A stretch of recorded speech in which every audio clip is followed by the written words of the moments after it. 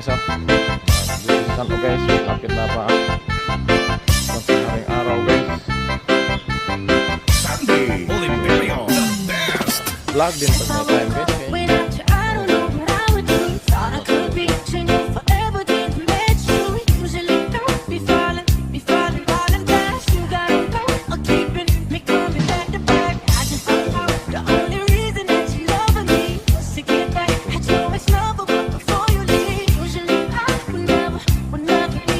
Pakita ang mukha ko guys, kaya baka magsawa kayo guys, kaya ito lang mga view guys. Ito yung bridge na sa taas, oh.